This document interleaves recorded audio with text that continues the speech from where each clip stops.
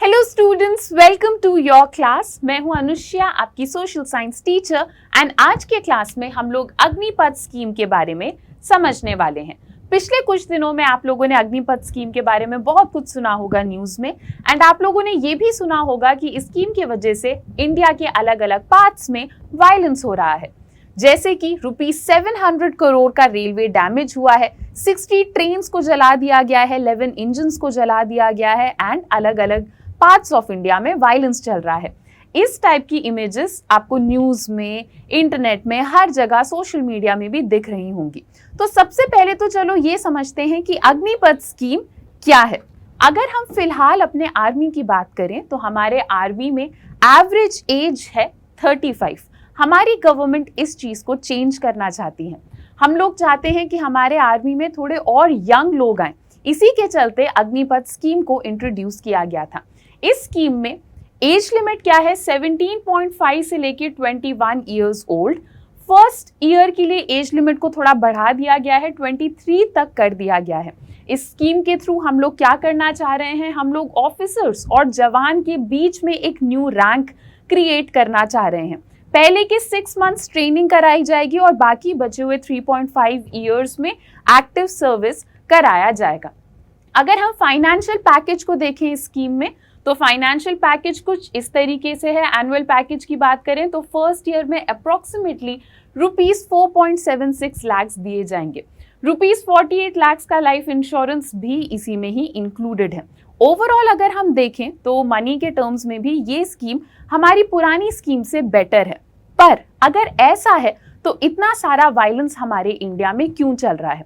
थोड़े problem areas हैं, अलग अलग चीजों से रिलेटेड कुछ प्रॉब्लम्स क्रिएट हो रहे हैं, उसको समझते हैं।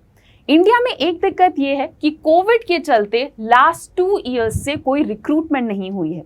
तो लास्ट 2 इयर्स से जो लोग होल्ड में थे, जो लोग वेट कर रहे थे, उन लोगों को ऐसा लग रहा है कि अग्निपथ स्कीम उनके लिए एक मिस्ड अपॉर्चुनिटी है।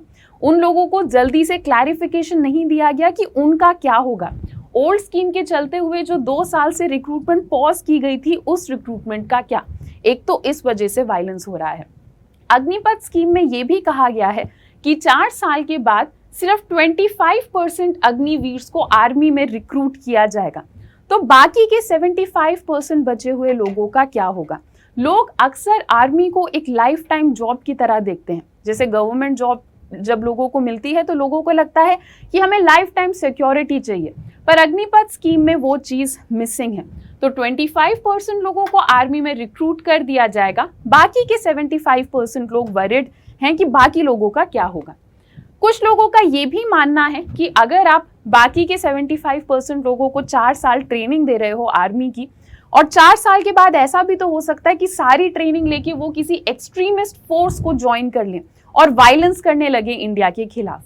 ये कुछ लोगों के थॉट्स हैं, पर ये एक बेसलेस थॉट है, क्योंकि आज तक ऐसा इंडिया में कभी हुआ नहीं है। And we should have a little trust on our army. तो इन प्रॉब्लम स्टेटमेंट्स की वजह से इंडिया में कहीं ना कहीं वायलेंस चल रहा है। अब हम ये समझते हैं कि हमारी गवर्नमेंट का क्या स्टांस है, हमारी गवर्नमेंट का क्या कहना है इस स्कीम से रिलेटेड।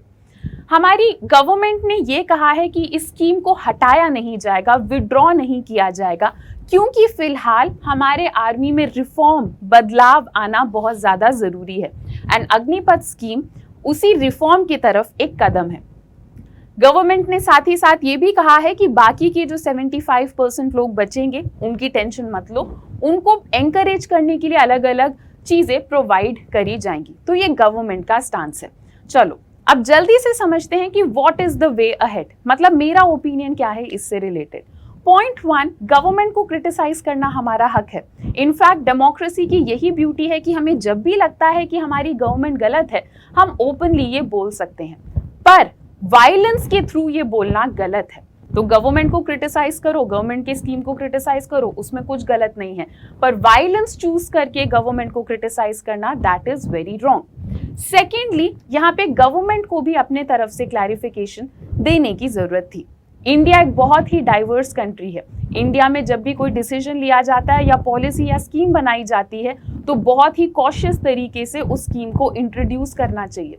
तो गवर्नमेंट को भी अपने तरफ से they have to be very clear, और हम लोगों को भी एज इंडियंस पता होना चाहिए कि हमें वायलेंस के थ्रू गवर्नमेंट के पास कुछ कन्वे नहीं करना है। इसमें एक क्वेश्चन ये भी बनता है कि इतने सारे लोगों को ऑर्गेनाइज कौन कर रहा है वायलेंस के लिए, इनको वेपन्स कौन प्रोवाइड कर रहे हैं वायलेंस के लिए। आप लोग मुझे कमेंट सेक्शन में जरूर बताना कि आपका ओपिनियन क्या है इस स्कीम से रिलेटेड। आज के लिए इतना ही, मिलते हैं अपने नेक्स्ट लेक्चर में। Bye bye, take care and thank you.